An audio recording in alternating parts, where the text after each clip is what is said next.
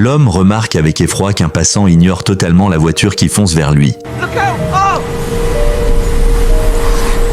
Cette étrange situation dépasse totalement son entendement. Mais ce simple acte de bonté va soudainement bouleverser sa vie. De plus en plus de personnes commencent à le suivre discrètement. Pressentant un danger mystérieux, il se précipite vers un policier pour demander du secours. Pourtant, à sa grande frayeur, le policier semble surpris qu'il puisse le voir lui aussi. Pris de panique, l'homme comprend immédiatement qu'il est en danger et prend la fuite sans demander son reste. Dans sa tentative désespérée d'échapper à ces inconnus, il se cache précipitamment, pensant enfin être en sécurité. Mais ce qu'il ignore, c'est qu'une présence silencieuse continue de l'observer attentivement dans l'ombre. Persuadé que tous ces phénomènes paranormaux découlent de l'intervention chirurgicale qu'il a subie quelques jours auparavant, il décide de retourner précipitamment à l'hôpital afin d'en avoir le cœur net. L'explication du médecin le laisse alors totalement sans voix. Durant l'opération, Bertram a été déclaré cliniquement mort durant 7 longues minutes. Cette nuit-là, alors qu'il tente enfin de trouver le sommeil, une silhouette inconnue apparaît soudainement chez lui. À son réveil brutal, il découvre avec stupeur qu'une foule d'inconnus s'est rassemblée au pied de son lit,